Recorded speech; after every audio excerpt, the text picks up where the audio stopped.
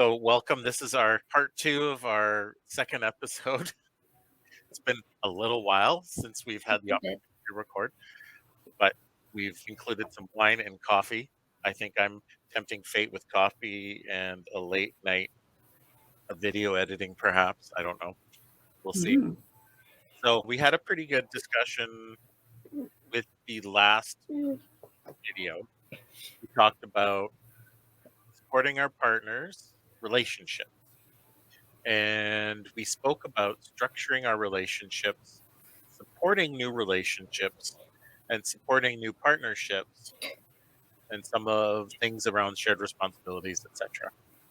So today we're going to cover communicating within our relationships, what to do about broken boundaries, because with communicating and things happening, sometimes boundaries get broken.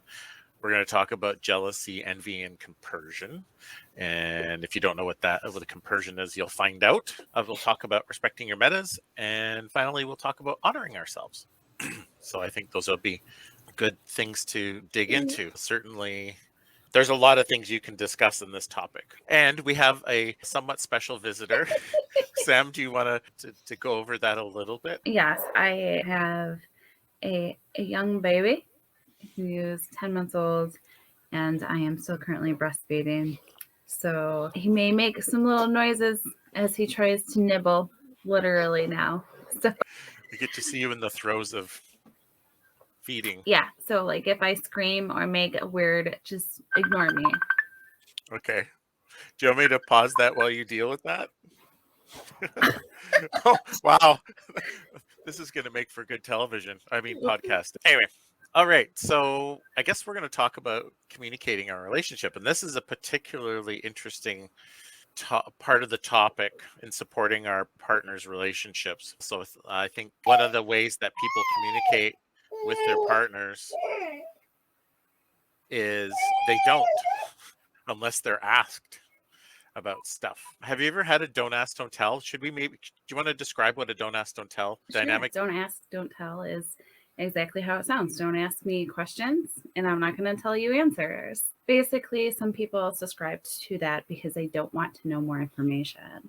It's not necessarily that someone has insecurities. It could just be that they just, it's not something that they really want to dive into. They may not want to know about your romantic life with another person or partner.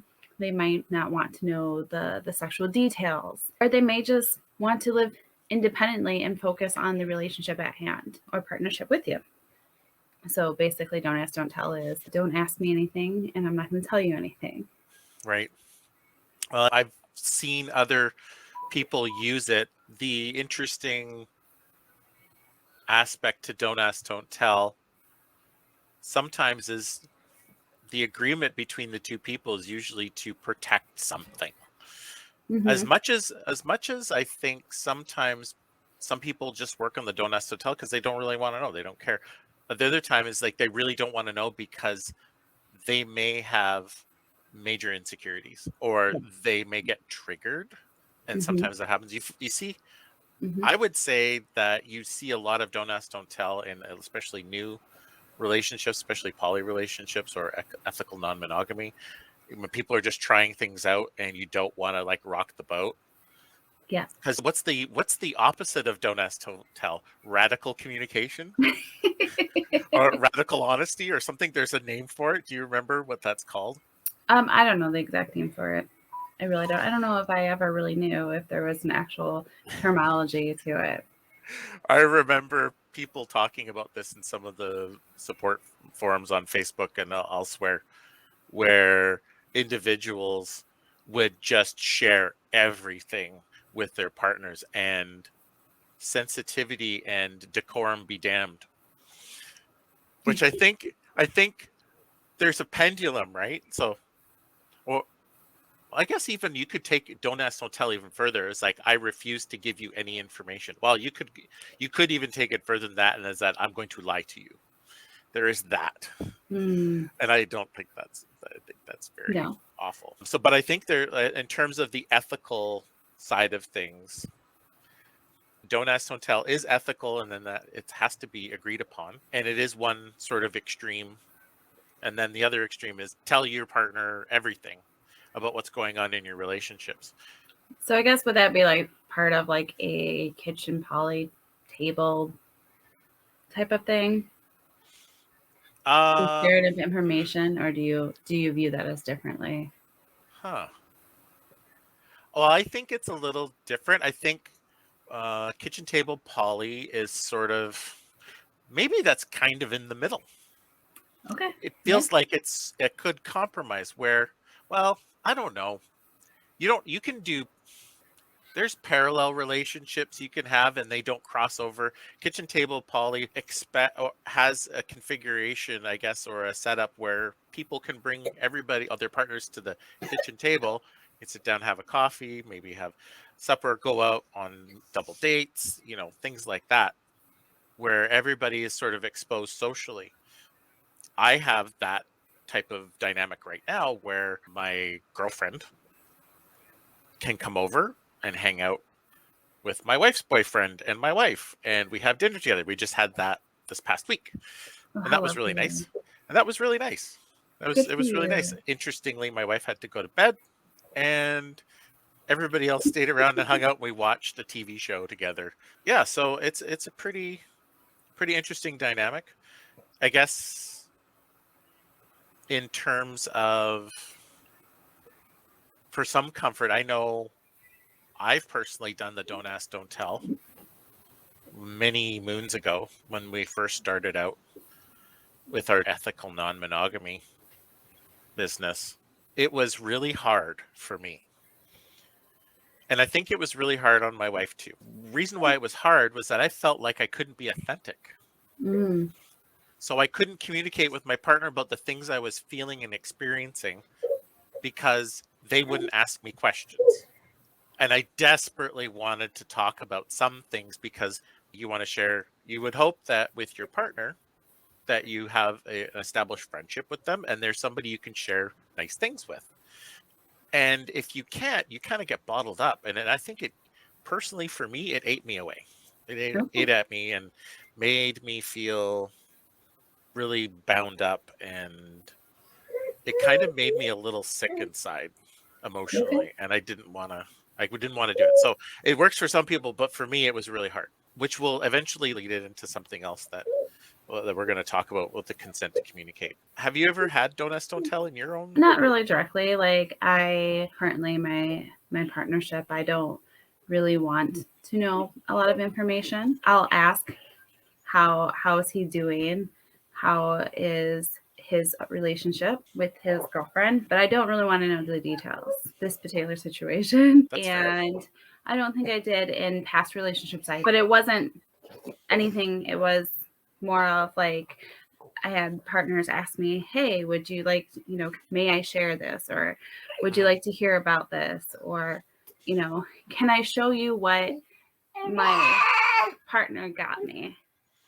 Right. And then I was able to say yes or no, and so that felt nice. But I didn't ever have a directly don't ask, don't tell.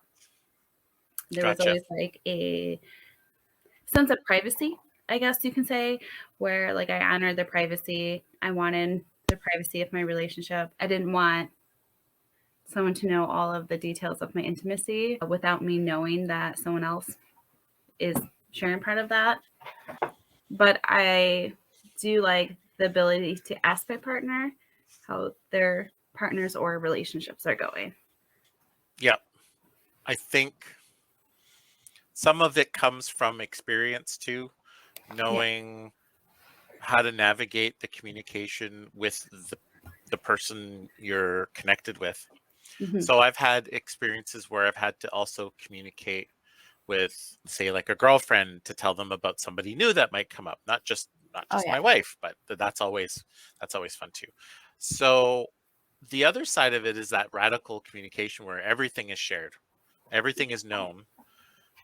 There are some interesting ethical problems to that, I think, and that if you have I guess if everybody in the what we would call a polycule agrees that there's going to be radical sharing, then that's okay. But if partner A is with partner B and partner A is also with partner C, and partner A and partner C get into something that is very personal and delicate or intimate, if you're in a radical situation, partner B might end up knowing about that. So, in a way to support partner A may divulge lots of information about what's going on with partner C. That may be supported by partner C, but certainly, if you don't get consent to talk about it, then you could be oversharing. And then who knows how partner B is going to react when you hear things that maybe are a little too close for comfort, I suppose. Depends on, Yeah. I guess it depends on whether or not you get jealous. Some people get jealous. Some people get Um, envious. Yeah, I mean, there's jealousy and envy. Of course, that can play there. And then there's also the sense of like privacy, like the intimacy privacy. I don't necessarily want my sex life to be shared with everyone. What I do in the bedroom, I really don't want the world to know. Mhm. You know, if it was slow and passionate, or if it was like super kinky and crazy. I don't want just everyone knowing. And I also don't want my partner's other relationships to know. Like, I would like to keep that privacy to myself. Well, I Or, think we're entitled to that. yeah, or to at least have a conversation with my partner about what is okay to share, what is not okay to share. Because, I mean, when we're dealing with multiple relationships, we have multiple relationships to honor and support. So if A and B have a partnership and they share everything together, but like A and C does not have that, you know, it's a breach of Confidentiality, confidence. yeah, you know, to share that. And now you just broke a boundary, possibly. And it can be very hurtful. I think with Don't Ask, Don't Tell on that one side, we're looking at how you're supporting your partner by not oversharing. Yeah. The other side is when you have a sort of a radical truth type scenario where everything is fair game and you just speak your mind. In some ways, the one partner may feel supported by the other person listening, but at the same time, you have this trade-off of whether or not there's privacy breach or consent to information. I'm sure there's other things that we haven't really thought of in this conversation that are coming to Sure. mind, but that really rolls into the really important notion of consent to communicate. And a lot Yeah. of people don't think about this. And you and I have had plenty of conversations and have practiced this in our own lives and together Yep. as friends. It's been quite liberating, I think, in some ways. But Corey, what is that? What does that mean? Consent to communicate? Yeah. Because, well, how do we normally talk about consent in general? We talk about consent usually in terms of sex, especially when it comes to poly, but nobody's really talking about the communication thing. Well, I'll tell you how this came about. So I know I've had trauma in my life over the years. And so when my wife and I had an open book about some things, we would share some things. Some things would be like, oh, that's so cool, or way to go, honey, I'm really happy for you. And then other things would be like, I didn't want to hear that. And then it may trigger something inside myself, and vice versa. And that happened with her too, where she might get triggered, or it's like, I don't want to hear that. It's too much information. This Yeah. is why we had Don't Ask, Don't Tell. We didn't practice consent in asking for being the ability to share. So we came up with this thing pretty early on, within maybe about 2 years of becoming open. We created something called the May I Share protocol. And I've always wanted to talk about this in a more public way, but I've certainly shared this notion with other people. I've certainly shared this with you. I don't want to necessarily take the spotlight here, but I'm interested to know what you interpret the May I Share protocol to be. what I interpret it from what we've talked about in the past, the ability to ask your partner or a friend, even a friend, ask anybody, you have something super excited to share. And you're excited, you're on this high, you want to scream from the rooftop. But then you have to be respectful and courteous of the person that you're sharing with or want to share with. You don't know their day, you don't know their mood, you don't know what they went through. So having the ability to say, hey, may I share something with you, gives them the stop pause. They might ask more questions. They might be like, well, what is the topic? And you'd be like, oh, it's about my other relationship. It gives them the ability to say yes or no. And the ability to be like, hey, right now, I don't have the mental capability to be able to handle any talk about other relationships right now, but maybe later. Or, of course, I want to know it all. Thank you for asking me. So I don't know, it's kind of like respect. Yeah, well, yeah, More. it's respect built in. So it's exactly like how you said. It gives the person who wants to share the ability to express themselves, Mm-hmm. and it gives the target or the person you want to ask, it gives them the ability to stay in control of where they're at. So they may not be, as you were kind of alluding to, they may not be having a good day, or they may not be emotionally ready to receive the information. Yeah. Or they might be just tired, or they might be really excited and they might want to listen. I found that if I asked, usually the people will say yes, but occasionally I might say, okay, what's the topic about? What are we going to discuss? I think the other some aspects of it too are, okay, I'm not ready to discuss it, but and then the person who wants to talk about it said, would you be willing to talk about it at a different time? Yeah. When ideally would that be? When when could I Yeah. come back to you and check in with you?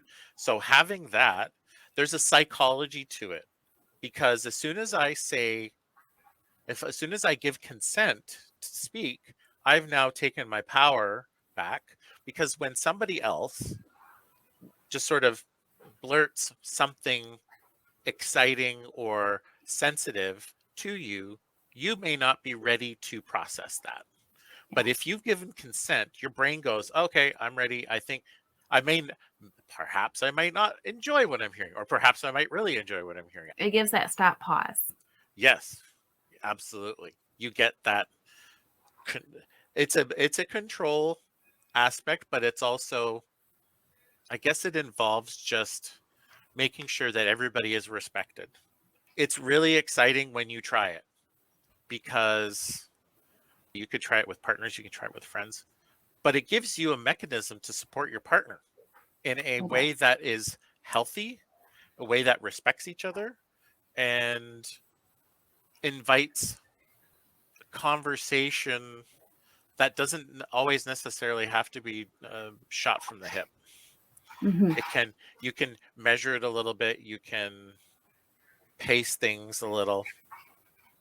I found it to be very helpful for me. I use it still to this day with my friends. I've used it with existing partners or relationships where somebody new's coming in, say, "Hey, may I share something with you? I would like to talk to you about something," and they may go, "Okay, what's it about?" It's about this. Oh, okay. It's about this new person I met. Oh, and they may still have a hard time, but at least they've given consent, and I've at Yeah. least respected them. So, how is, you've had an opportunity to use this in practice? Mm-hmm. How has it been for you in practice? It's helped all my relationships, whether they were friendships or romantic, dramatically. It's also has helped in my therapy with my therapist. Really? Yeah, because I've even caught myself asking her, "May I share a story with you?" Of course, her answer is yes, because she's my That's therapist and she wants to help me process and reframe things. But it gives that, okay, what is the subject coming, right? And there's a, may I share May I share a happy moment? May I share some good news? So the response is kind of nice. It sets up for the conversation really well. As far as in my partnerships or my relationships, it has, I feel, stopped arguments. Interesting.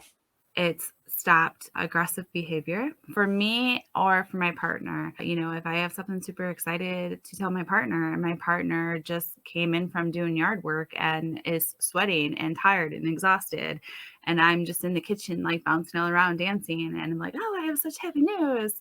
And my partner just walks in the door and I want to like tell them something.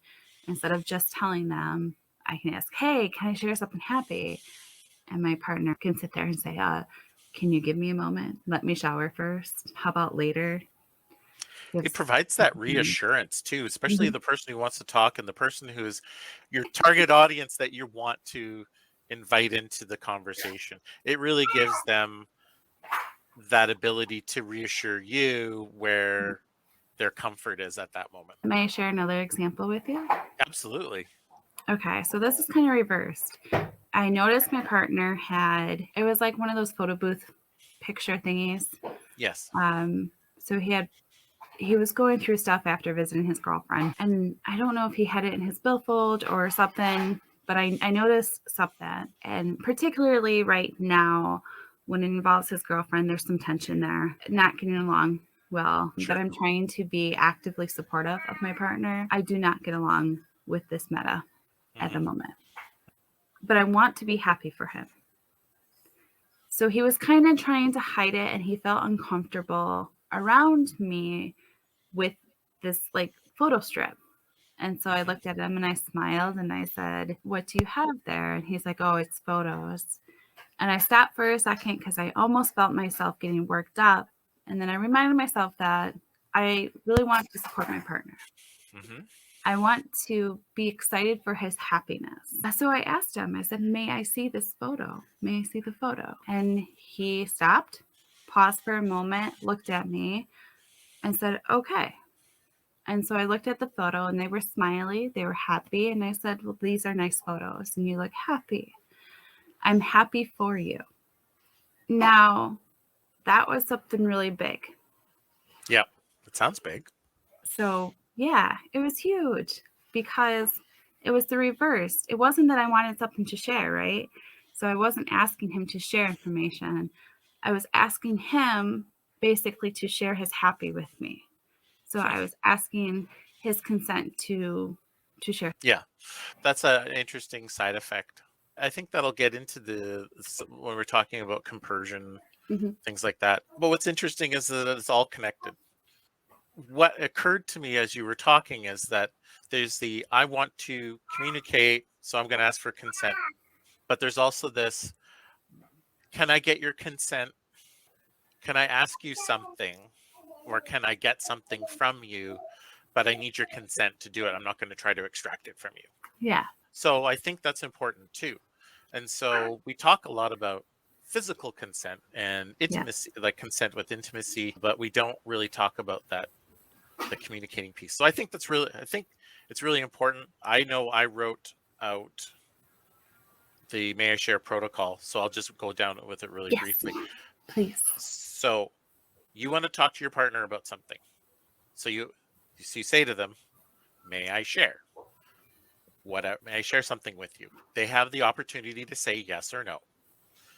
If they say yes, you can then start to share it, but they also should have the opportunity to say yes with provisions. I might want to know the topic. Okay. So if they say no, no, I don't, I'm not comfortable with you sharing right now, then you could say, okay, so when can I come back and talk to you at a later time? When would be okay? And then they can give you some parameters, but you always want to be able to get some sort of response out of that rather than just leaving it open-ended, because Mhm. it may be really super important. It's like, may I share that I got pregnant? That could be going through your mind. It's like, I got pregnant, I want to share this, but it's a really big conversation and you can't just you know what I mean? So if I know I've wanted to share at times, not all the time. And in fact, as the more I get comfortable in my poly life, I don't ask to share because I don't share, because I keep things private. I believe in the privacy of my partners and my relationships. And if somebody wants to know something, they could ask. I may give them vague answers, or I might, it's not that I would lie, but I just wouldn't necessarily give them all the information. And I think that's out of respect for the other person. And I think my wife and my other partners sort of know that. So nobody goes digging, which is good. So yeah, that's sort of how that breaks down. It's pretty easy once you practice it a few times. Your life gets better, at least I think. Anyway, do you have anything else you want to add on this or topic, or do you want to move on a little bit? I know. Well, I guess sort of. Like, I also want to add, like, I see you, I hear you. On top Okay. of that, like, Can you tell me about that? yeah, absolutely. Like, I mean, obviously, polyam lifestyle can be a bit stressful at times, Hmm. and sometimes there's brain weasels for whatever reason, right? What's a brain weasel? Where your mind just goes crazy a little bit and overthinking. So Um, ruminating, yeah, things and like that. just Gotcha. making up stories to the extreme anxiety levels. Right. Maybe it's not extreme, but to me, it's always extreme. Thank you for that sidebar. Anyway, continue on with your main thoughts um, about. so part of also supporting your partner is hearing them for the words that they say and seeing their actions. So we really want to focus on the words that are being said and spoken to us, Hmm. and trusting our partner that their words are true, right? And we want to see those actions. So if they are saying, like, I care for you, I love you, well, what are their actions that follow that up? And it could be that they are following your love languages. Maybe they're giving you words of affirmation. Maybe they are giving you gifts. Maybe they are doing acts of service or whatnot upon that. So when you do have those mind tricks that are happening, Hmm. you're making the active choice to see and hear what your partner is actually doing or saying, which I also think it goes part of into the may I share aspect too, because then you can say, may I share, some insecurities that I was having. And I just want you to know that I'm aware of my insecurities and I'm choosing to hear the words that you say. Interesting. So there's another aspect to this too. I think that's really important, that you provide recognition and validation to your partner when they're communicating with you. Mhm. Not everybody is capable. Let's be realistic. Not everybody is capable of either doing that in a meaningful and healthy way where the other person gets validated. The other side of it too, some people aren't able to do it because of their own just sort of limitations, and they can only support so much. So I know that gets tricky. You want to have as much support as possible if Mhm. you can have it, but some people just don't have it in them to do that. So knowing where your partners or your relationships limits are in communicating too, I think is Mhm. important. You may still get consent, but if you're like having, like, say if you're going through depression and and you're really struggling with a whole class of issues, and you're having a consented conversation about the things you're dealing with, but that other person's just not, it's like, this is too much, I can't handle it. You as the person who is expressing this has to recognize that limit, and you have to go, okay, so how do I get what I need without breaking the other person? And I've been in the Yeah. situation where I've almost broken the other person. That's not healthy. So I've had to recenter some of my communication efforts to other relationships, be it friendships or people who are close to me, closer, that are willing to listen. And so that helps. Or do your own self work. Sometimes you have to do that too. So supporting your partner with their relationships might require you doing your own work too. And recognizing your own personal threshold, Uh-huh. and recognizing your partner's threshold. Like, if they stop communicating when you're communicating with them and you're telling them like whatever you wanted to share, Yeah. and they're just looking at, They're saying nothing. they may have exited the conversation unaware. Hmm. And if you can recognize that, that's part of seeing them and be like, hey, do we need to cap this conversation for a later time? Or Yep. maybe I can share with you later. I see that you seem spent, or your threshold is expired. Oh, absolutely. Those are, you know what? We don't, it's like nobody ever tells you this growing up, that you should be mindful of how the other person is Hmm.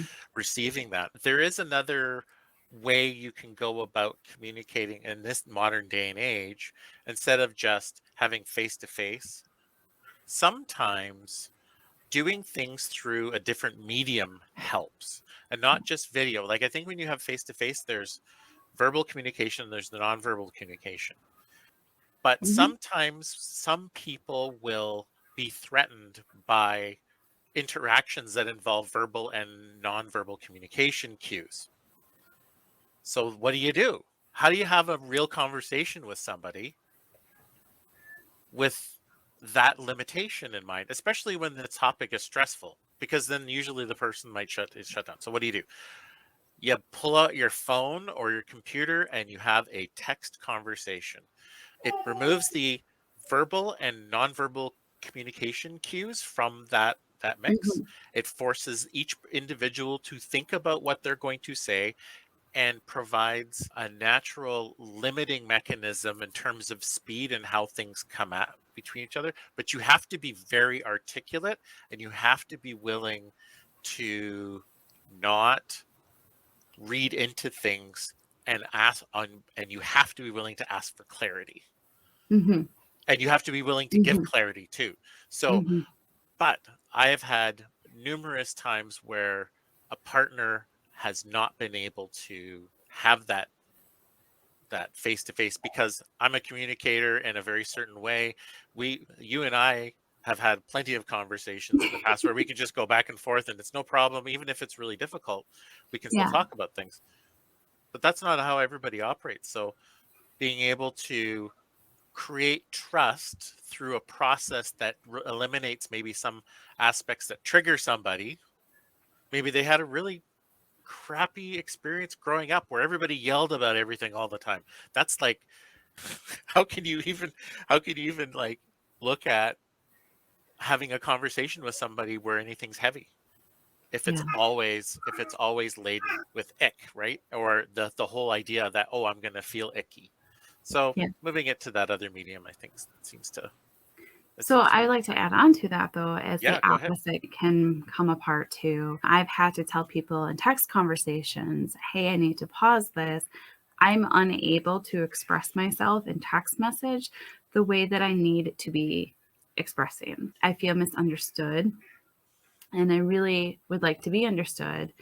And then I ask consent, like, do you mind if we video? Do you mind if we phone chat? Do you mind if we meet in person, if that's feasible? Here are the other options. I'll give, if it can't happen right now, this moment, that's okay. But I need to pause this texting because I'm not able to give the information that I need. Right. I think that's really reasonable. So I know I talked about one extreme and then we talked about another extreme, but finding middle ground ways of communicating, I think, are really important too. Whatever works for the two people, and no two people will necessarily always communicate the same way. Yeah. And there's always times where things may get in the way based on personalities, whatever. So you just you experiment sometimes and negotiate that. But this really sort of leads into the notion of setting boundaries with people, because setting up how we want to communicate with people really sets up boundaries, and boundaries in poly relationships are really important. There's rules, right? So there's these rules where we sometimes establish things for based on safety and whatever, and then there's boundaries, and then we have to set healthy boundaries. So can Either you they're, tell me the difference between a rule and boundary to you? What is your difference? How would you describe that? oh, I feel like I'm being tested now. All right. I know there's a right answer. Okay. So in my mind, a rule, oh, let's see.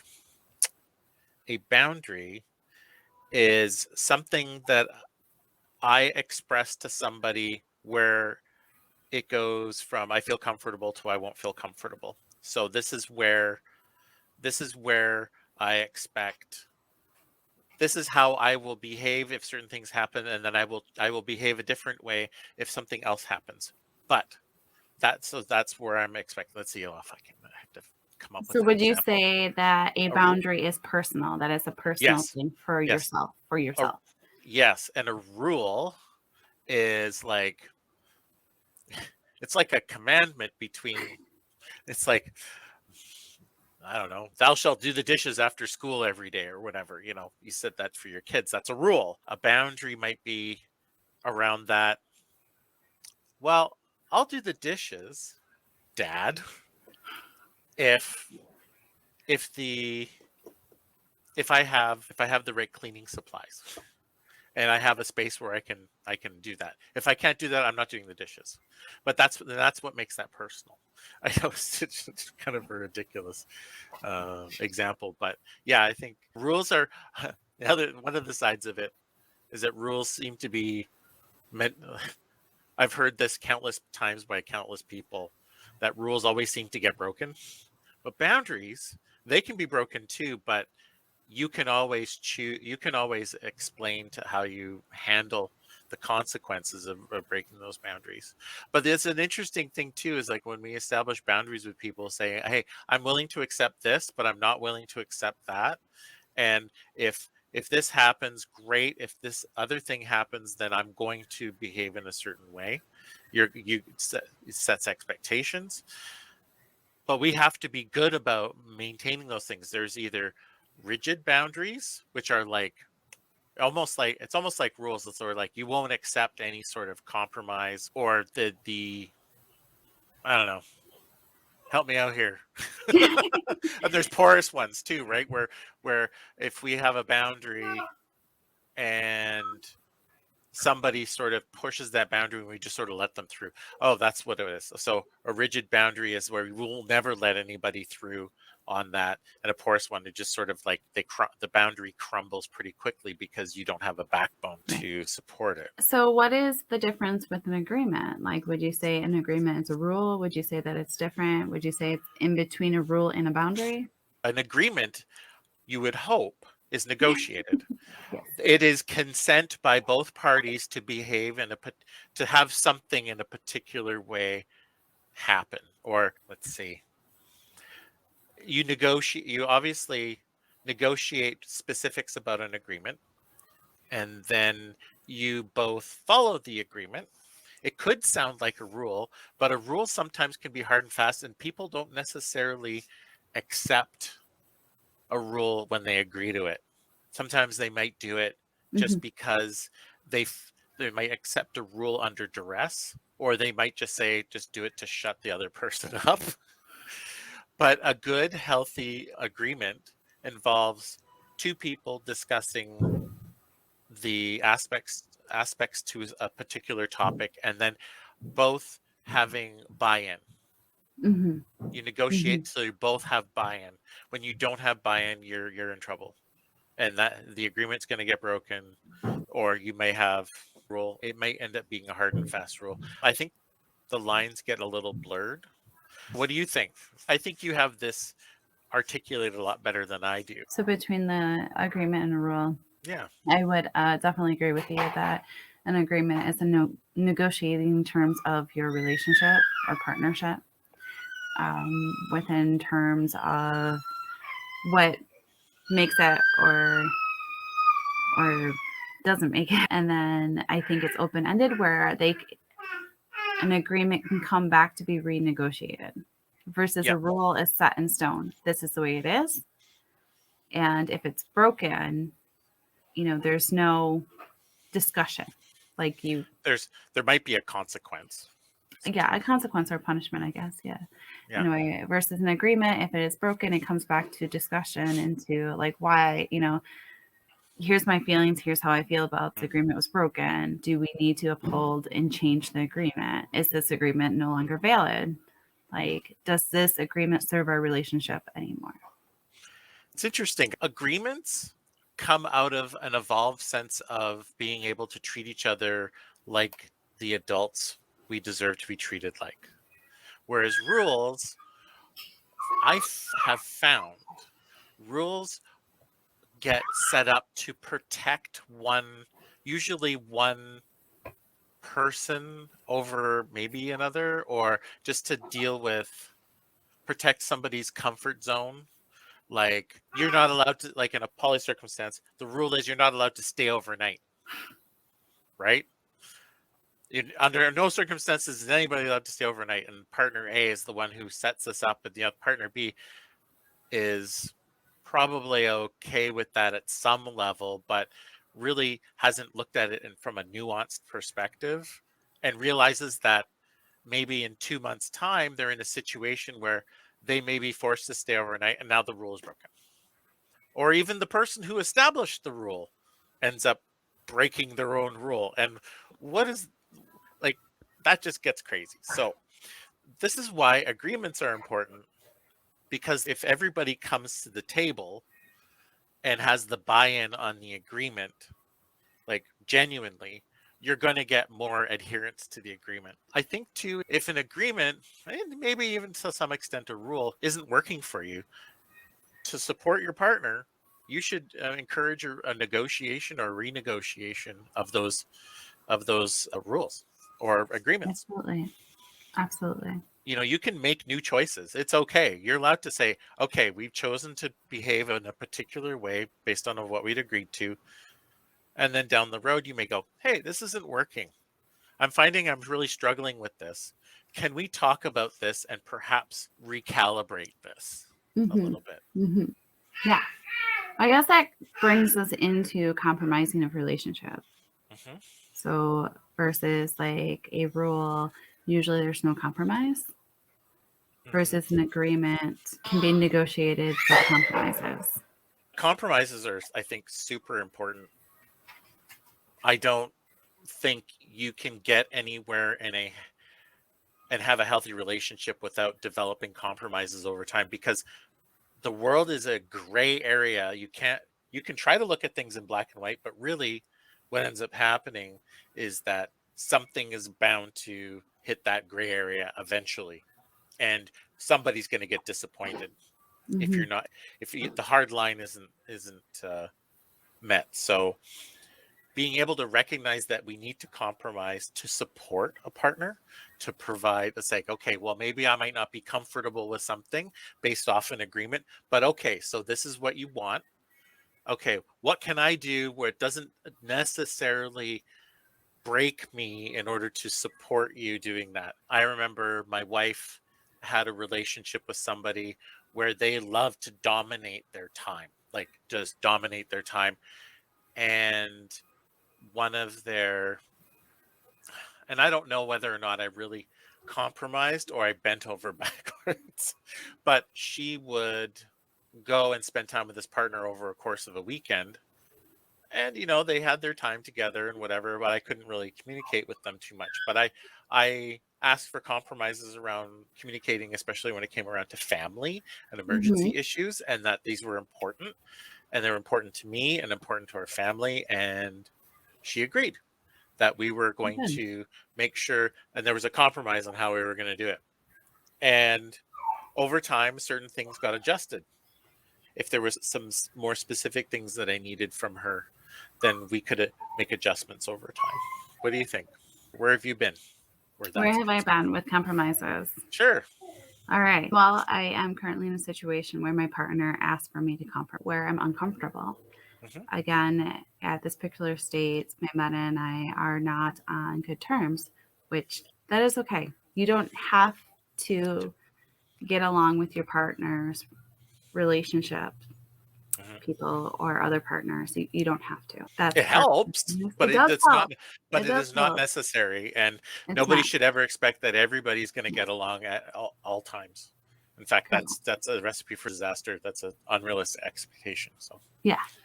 Well, at one point, I had told him that I do not want her at the house. There's a lot of backstory to that. I will not go into that because that kind of breaks confidentiality, yeah, those things. But he asked me to come compromise because she's a long distance partner, and he wants to be near our son, well, our sons Mhm. and me. He doesn't want to be too far. He doesn't want to have to travel all the time.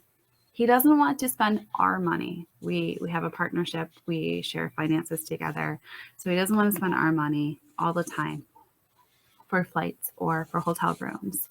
So Mhm. he asked me to compromise for her to be allowed at the house. Fortunately for us, we do have a spare bedroom, so that helps with my situation. Other people's situations may be a little differently. Previously, we had an agreement where no partners would be allowed at the house.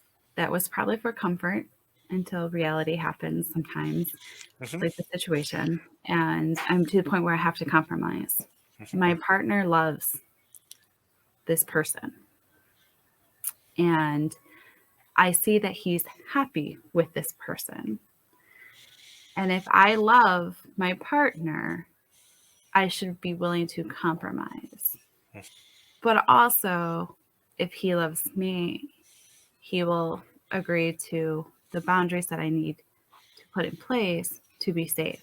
So Mhm. we're currently at this point where we are about to discuss the compromise for her to be able to stay over at our house for the weekend and to be near our son. And I think it's going well. Oh, good. It's never like a cut and dry. Sometimes these situations are No. complicated, and you really do need to. You should never agree to something like in a snap thing, unless it's clear cut in your mind that you feel Oh, really absolutely. good about in your heart. I feel that coming up Yeah. with some sort of boundary or an agreement or setting expectations sometimes requires some thinking and decision making, It sure does. and if you don't spend the time to do that, you are only fooling yourself to think Yeah. that you are invincible sometimes. Like I used to make the mistake about agreeing to everything. And part of it is because I have an agreeable personality. Yeah. Part of it is too is that I don't want to disappoint my partner. And part of it too is that I don't want to be engaged in a long, protracted, difficult conversation. Mhm. You're So avoiding the, you're, confrontation. that's right. So you go through all these things and you realize that those are fool's errands. Like you are going to Yeah. set yourself up for disaster. So you're better off having a bit of that truthful, hard conversation right up front, spending some time thinking about it, saying, look, I can't agree to this right now. I need some time to think about this. I likely will agree to it, but at the same time, I still want the respect that I need to be able to like process this and think about it. To back that up with my current Yeah. situation, when my partner came to me and asked me for a compromise, I had told him I'm willing to find a compromise, but I need a month. I need to think about this before I can agree to everything. Right. I as well used to have that people pleaser attitude, and I wanted everyone to be happy, and I would put everyone before me, their needs, and it became unsafe. And a lot of times I reacted in emotion because I really was not okay. I didn't set the boundaries that were needed for Yeah. myself. And I didn't know how to express to the people that I cared about what I was feeling. And it Mhm. ended up hurting all of us. That's tough. It is tough. Yeah. But luckily, we were all able to work things out in the past. And I grew up a lot. You're talking about boundaries, and sometimes we break our own boundaries. So we may Mhm. have a boundary Mhm. set up. We break our own boundaries for different reasons. And sometimes people break our boundaries Yes. when we are pretty comfortable with knowing what those boundaries are. Hmm. So, in terms of the setting a boundary and making it porous or way too rigid, you become either, if you're porous, you become a pushover, or if you're rigid, you become, what would be a good word to describe somebody with rigid boundaries? Can you fill in the blank? I mean, I can think of a lot of words, Corey, but I don't know if they're Stubborn. appropriate. I'm sure there's like, yeah, I'm sure there's probably some colorful language. There is. Yeah. Yeah, definitely. Yeah. The rigid boundaries, I think, make us unreasonable. Mhm. Mhm. If we set up rigid boundaries, we become unreasonable. Sometimes you have to set up a clear boundary to maintain safety. So, and safety isn't necessarily physical safety, sometimes it's emotional safety. And this is, and sometimes people, when they are not safe around you, they will never see those boundaries that you need. And so you have the ability to not engage them and not be around them, and you can establish those things for yourself. So like an example of, so one of my metas was incredibly toxic, and I did not want them around me. Fortunately, they didn't like me for a whole host of reasons that had nothing to do with me at all. And I think I've talked to you about this. They made up stories about me and tried to sabotage other relationships. It was awful. Having said that, when it got to the point of being extra toxic, I set a boundary at home. I said, this person's no longer allowed in my house. Get the key back to my home. I don't want them having access to my Mm-hmm. dwelling anymore. And so that was respected. And over time, that relationship played itself out, and I didn't need to worry about that anymore. But when boundaries are broken, actually, it's interesting. Sometimes we have unspoken boundaries, and then we find out people break them. Like we have, Oh yeah. or an expectation that certain things would be clear. Mm-hmm. And if they're not spoken out right, and sometimes you just sort of stumble upon these things, like Yeah, you do. say for example your partner wants to give somebody else a house key, right? And you didn't know that they were going to do this, and they did this, and now what do you do? Now you have to have that conversation. Right, so do you allow it, or do you have to pull that back? So that creates Yeah. a tense situation. Is that a broken boundary? Is it just common sense? What is it? I mean, I think that is probably a little bit of both. I have experience with that one too. Oh yeah. I do. I had my first actual non-monogamous relationship. My nesting partner gave his girlfriend a key to our house without me knowing, and I was pretty hurt about it. I wasn't hurt that the fact she had the key. It was more or less that I was not part of that discussion. That something that him and I share in our partnership, had shared in our partnership, that my hardworking money was going towards half of this house, and someone has a key and I'm unaware, and I don't know. Right. So it's kind of a breach of a boundary, right? Like, and Yeah. respect in a way. And so when I had spoke to him about it, at first it was, well, she does laundry at her house, so she needed a key, or I'm Right. always in her car, so I just put it on. But later on, it turned out to be that he wanted her to feel important. So I accepted the first Interesting. answers. I was like, this makes sense. Okay, yeah, I can see that. That's Hmm. fine. But then once I heard that it was more because he wanted her to feel important or to him, is Hmm. when I said, well, this is more of a boundary and a disrespect then, because it is not. I understand that he wanted her to feel important, but it was at Your the expense. yeah. Your expense of breaking a boundary that would seem reasonable under most circumstances, because you just don't give everybody a key to your home. Sometimes we either, in our partnership, sometimes we do things to people please, to create this sense of importance. Yes. And if we're so eager to people please, sometimes we forget that you're going to displease somebody else in order to please this other person. So should you be actually doing this other thing, or should there be some sort of other way to go about this where you don't have to, like, oh, I love this, create a trail of bloody bodies behind you? I know it seems like an extreme thing, but there's some people that will operate in a way where they don't really care about the consequences of their choices.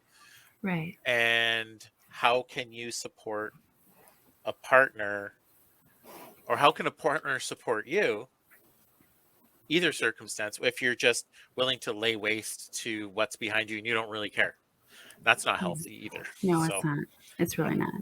no. So basically, you have to have care and respect for your partners and yourself, and Yeah. then have a will to compromise, a will to understand, a will to make something work Yeah. along the I, lines. I think bending over backwards is the wrong answer. And then Mhm. also stonewalling people is also the wrong answer. It definitely And is. if you have a broken boundary, what do you do? I think you have to address it. You have to discuss Hmm. it. I know Hmm. it's a hard conversation. And sometimes then you have to hear the other person out, or they have to hear you out, depending on what the circumstances are. And then if it's a compromise or a renegotiation of something, then you can do that. There are instances where I think you may have to do a really hard thing, like leave a relationship. Yeah. It's especially hard when you're trying to leave a live-in partnership, and then if there's children, very, very, very messy and difficult. So It sure the is. onus is on everybody involved to really invest in that communication process, Oh, so absolutely. everybody gets the kind of support they need. And if a boundary is broken too, like you can apologize for breaking the boundary, but not apologize for your action. So what I Mhm. mean by that is your intent was not to break that boundary. You got wrapped up in the moment and your emotions, and something just happened. Yeah. And you don't regret that action because you enjoyed it. That's actually what you wanted to do. But Mhm. you regret breaking the boundary. So if you go to your partner and talk to them like, hey, there's this boundary that we had placed and I had broken it. I Mhm. want to apologize for breaking the boundary. However, I'm not really willing to keep that boundary. So how do we renegotiate? Right. So I think being under those circumstances, it's really difficult because you have to be willing to work through a Yeah. difficult moment in those discussions. My wife has always said she never regrets the decisions she makes. She only regrets how she's made people feel. I think there's probably limits to that, like especially around children and things, but in general, Absolutely. if life's a learning experience, you're going to make decisions and choices to do things with what you know and what information you have. And if there's Mhm. information you didn't have, like you didn't know somebody was going to react in a particular way, that's and sometimes that's fair, and we have to work through that, or we didn't know there was going to be a consequence. So Mhm. how else are you going to learn if you say, well, I regret all the choices I make, then all you do is feel guilty all the time, and that's not healthy. No, it's So not. you can feel bad and take ownership of what you do, Mhm. and you can let your partners know that you take ownership for that, and then Mhm. that you're invested in the process of amending fences and making sure Mhm. that things work better. So I think that's important too. So as the person who gets to experience what that other person did that may be not so healthy to you, and then vice versa, the person who does the unhealthy thing, Yeah. we all have a role to play, and we all have a certain level of accountability. Boundaries are really complicated, and unless we're taught really early on how to establish healthy boundaries with people, we struggle. We Not everybody struggles with this, but I think people who have experienced trauma tend to struggle a bit more, because I think there's the whole attachment theory and mm, the way people attach to other people and how they establish boundaries. I know that's actually a big part of a conversation. There's actually a whole book called Polysecure, and it's about attachment styles in polyamorous relationships. And so it uses that lens and those different types of attachment styles in that theory to look at how we conduct ourselves in our polyamorous relationships. By the way, that's a whole other topic that I have not nearly clearly enough of a handle on. I only have my sort of day-to-day experiences that I so can talk stay about. tuned. We'll get to that at some point. Some point, yeah, we'll probably talk about it at some point. Yeah. So, Yeah. um, I know we wanted to talk about jealousy, envy, and compersion. Maybe we could talk about what each of those mean and how they affect our partners in their relationships. All right. Yeah. So jealousy and envy and comparison. So, what is jealousy? Actually, I remember reading this book that it's called Opening Up. There's a lot of books out there about polyamorous relationships, different authors, and sometimes they don't age well in terms of the way the community looks at them. But jealousy is actually covered, I thought, quite well in that, in sort of an umbrella term. Okay, I'm just googling the definition so we can provide. It's a complex emotion. This is from Psychology Today. That encompasses feelings range from suspicion to rage to fear to humiliation. It strikes people of all ages, genders, and sexual orientations, and it is most typically aroused when a person perceives a threat to a valued relationship Mhm. from a third party. The threat may be real or imagined. We sometimes call that the green eyed monster, don't we? Yeah, me too. Me too. Yeah, So and I know I felt that. what does envy mean? I think envy is I really covet something that somebody else has, and I want that for myself. And I feel maybe I feel like I'm missing out, and Mm-hmm. I want that for myself. So, like the FOMO, fear of missing out. Oh, was a new term I got recently. Or that you are missing out and you're watching somebody else enjoy the thing that you want, and you know you can't get it for whatever reason. So, what does envy drive us to do? It drives us to feel like we don't take. I think when people are envious, they don't take responsibility for their own meeting their own needs. And until you do that, you are going to live in that envy state until you realize that you need to take ownership of that. I know that seems maybe that's a little heady for some people, but I really think it's true. Like I'm responsible for meeting my own needs. There's a major cost to living a life as a poly person. You have to invest a lot more time, energy, effort, and consideration, and make sure that you're not throwing sticks of dynamite into other people's laps. I mean, and watch that whole situation fall apart. You have to be caring and considerate of what you do and who you're affecting. So, what do you think? With envy, I find myself expressing more. So I'm aware, like, if I'm envious of something or someone or a situation, and I am talking to someone, I usually say, "Hey, I'm envious that you got to go to this concert. You know, my life situation did not allow me to do that. You know, but I'm glad that you had a good time. I'm envious of you. That would have been something fun to do." Versus like if I'm in jealousy, then it's more like I'm stuck in more emotions and it's like an unclarity. So Mm, I'm more of like, oh, I'm jealous of you. Like, how could you go without me? Like, I just don't understand. And I guess with envy, I've expressed it in my polyam relationships as like, you know, I'm envious that you two get quality time together without children or family. Because when we're together, we have our partnership, our family life, our duties, and I'm really lacking or missing that quality time. Interestingly, I just clicked on one of the links that I was reading the thing about jealousy, and it came to an article that says envy, compersion, and other related feelings. And it started talking about jealousy and envy. So, do you mind if I read from this a little bit? Sure. Okay, so jealousy and envy are similar feelings. I'll put a link to this article in the video as well. I'll just make sure that gets bookmarked. Jealousy and envy are similar feelings, but they're not the same.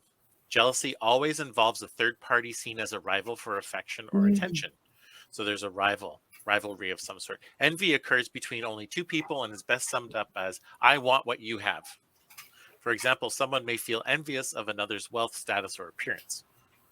Now, the opposite, or what I would think is the opposite, compersion, yeah, is another let's feeling talk about loosely that. related to romantic or sexual jealousy. So it is related. Compersion occurs when rather than feeling distressed that a partner is emotionally or sexually involved with somebody else, the individual feels happy for them.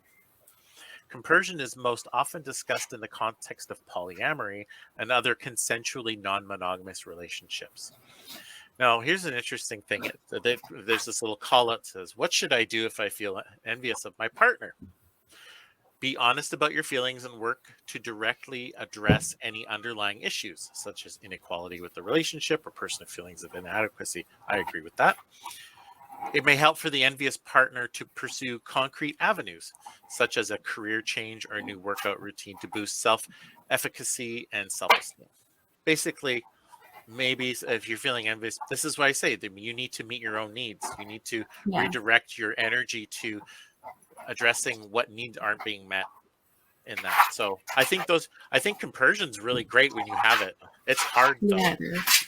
but I've had it before. I get really excited about my wife meeting somebody that she's really excited about, and that makes me happy. And I want her to be happy in those situations. And not every situation works well, but I also hope that she spends the time to be discerning about who she brings into her life.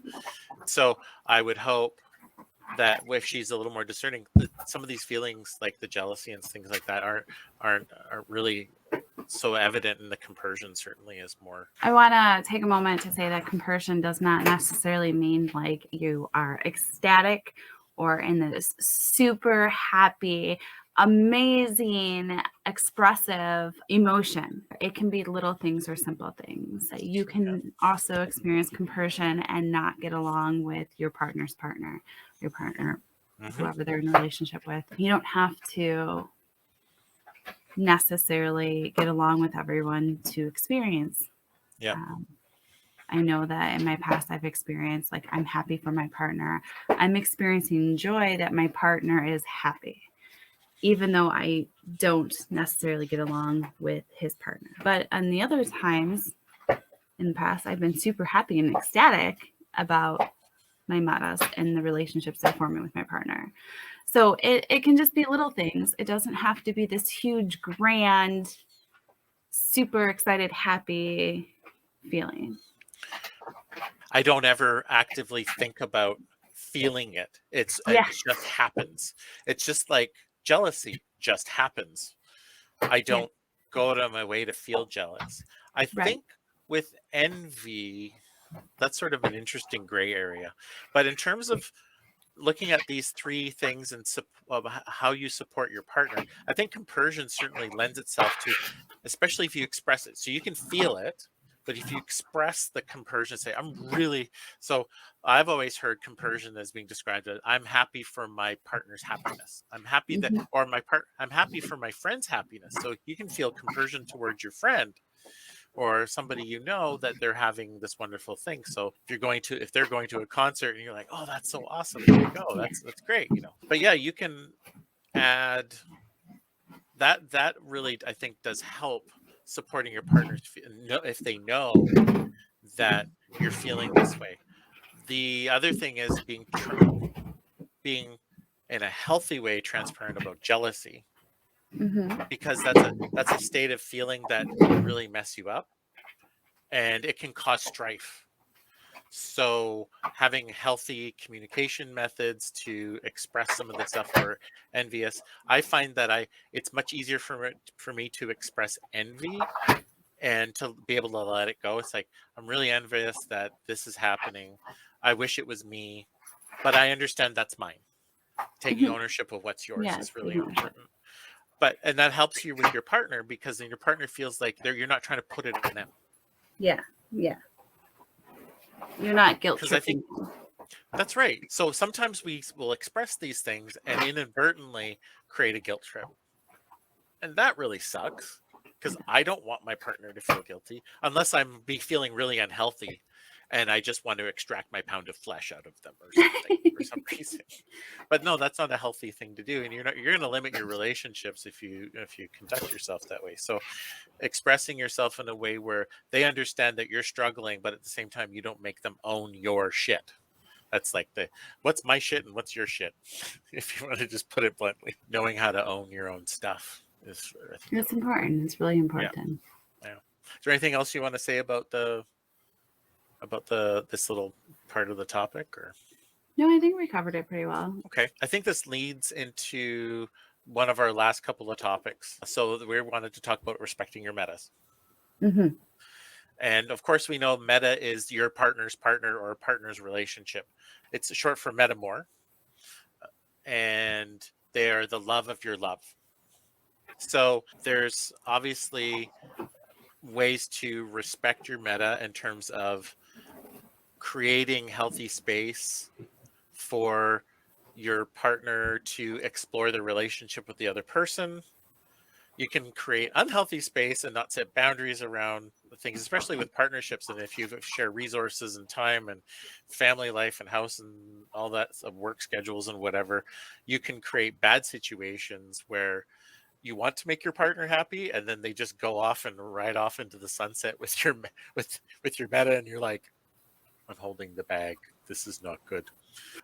But at the same time, and if you set up healthy boundaries and expectations, the meta can have a good understanding of where they fit into the picture. Supporting your meta is also supporting your partner. So your main source is you're actually supporting your partner by accepting and supporting your meta. And what some of that can be is Maybe your meta and your partner have an agreement and you are aware of that agreement. Mhm. Maybe it's not your agreement necessarily.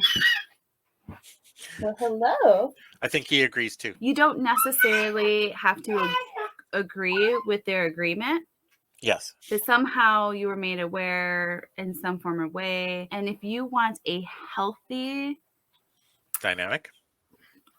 poly dynamic, poly structure, poly family, however you want to word that, you probably should respect your meta's agreement with your partner. I think that's a good general rule of thumb. Yeah. And then if your partner wants to break that agreement, maybe a conversation needs to be had, or remind them, hey, you probably should talk to your my meta about this, because this is, in order for this to be healthy and work together, we all need to kind of have an understanding of respect. Yep. In there, it may not be your responsibility to uphold to that agreement, but if you do want healthy relationships all around, it would be probably in best interest if everyone was on the same page. Or, yes. If you want to if you don't agree with this agreement or boundary, speak to your partner and have your partner and then talk to your meta. Another way of supporting your meta is helping out with small things. Like maybe it's financial, maybe they're long distance and they want to come see your partner and you have extra funds and you're like, hey, I will pay this. Or maybe it's they come over. They come over to your house and you go to a friend's house for a weekend, so your partner and your metamor can spend time. Or maybe it's, hey, let's go grab coffee. I'd like to get to know you more. Or let's go clothes shopping. Let's go clothes shopping. Yes. I Let's know my wife spend our partner's money. How about that? No, I'm just joking. Don't do that. Only unless they say that. Well, I mean, if they say it is, then like, let's go shopping. Can you guys like bring me with you? I mean, okay. I think so. I think some good ways to respect your meta is supporting them as people. Yeah. Or supporting their stake in your partner's life. Yeah. I think knowing that they have emotional needs that need to be met and you recognize that, and in some ways you look at the good in the situation or good in the people and you want to foster healthy relations or build stronger foundations for those people. I think there's ways to really break that, like I was alluding to before, where I had a meta try to meddle in a number of familial and friendships that I had by saying some very horrible things that absolutely weren't true. And to be really blunt, they had such traumatic experiences with men that they demonized all men and then threw me into that bucket, and they didn't know me from a hole in the ground. And in the case of this was in the case of my wife, she knew what was going on and knew this person did not have a good understanding of who I was as a person and was making shit up, and told them this. It's like, you don't know my husband. Why are you saying these things? These are not true things. Right. So it's really hard to respect a person who's actively trying to sabotage your life. So the only way to bring that back is to establish stronger boundaries that are a lot clearer. So that way people don't run amok. You want to respect the fact that this person has a relationship with your partner. This is where like veto comes into an interesting play here, because veto, if people don't know what veto is, it's usually when two people are in a relationship, and especially in a non-monogamous or a polyamorous relationship, and these two people agree to have veto. That means that if they don't like what's going on in another relationship with a meta, they can say, that's it, you guys are done. And you get to cleave that relationship off. People be damned and hearts be damned. And that's not healthy. Some people feel that it works. It's a safety protocol. At the same time, nobody wants, when you go through that, I've been the subject of a veto and I've also enforced a veto, and neither one of them worked really well. And that actually ends up, when you've lived on both sides of the end, oh, you know how painful that can be. And that what it does is it doesn't respect your partner, because your partners are entitled to form the relationships that they want, as long as they're, paying mindful attention to the consequences of who they're bringing into the situation, right? Yeah. So, and if they don't, well, they have to learn that lesson. And unfortunately, you're going to have to live with that too. But if you exercise veto, you take away that agency, that autonomy of that person to make their own choices and their own decisions. And you completely disrespect the feelings of your partner, Hmm. because you're now saying your feelings don't matter. My feelings are more important than your feelings, and my feeling of safety is more important. And then that really demonstrates a disrespect for your meta, Yeah. despite the fact that they may be a complete a-hole and they may be actively trying to do everything they can to make your life miserable. If you veto that relationship, your partner doesn't get to figure that out. It's a fine line. Some people will go, you know what, that's it. I'm going to break off this relationship with my partner because I can't handle this. Sometimes you may have to do that. And I'm not going to say that you shouldn't. At the same time, though, are you really, if you have veto in place and then you exercise it under those extreme circumstances, are you not living the life that, is there a certain amount of integrity that you really need to maintain? And I think if you don't respect other people's agency to make mistakes, you're going to be in real trouble, and you're going to build resentment.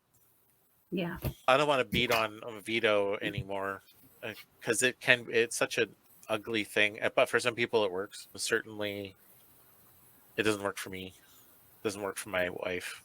And I make sure my new partners know that that doesn't happen. Well, I think that's important that you just brought up is getting into a new relationship, especially in multiple relationship structure of a lifestyle. It is really important to ask questions or to give information to a new person. Hey, just let you know, we subscribe to veto. Hey, just let you know, we don't have vetoes, or we have rules. Here's a rule. Here's some Oh boundaries, yeah, things like that.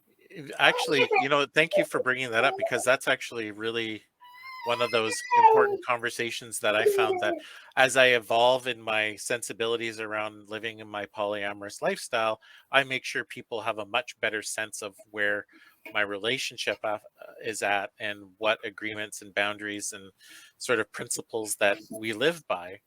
Because then, and I'm finding that I end up, it's not that I'm trying to preemptively cut off any sort of trouble, but it tends to be as part of these conversations.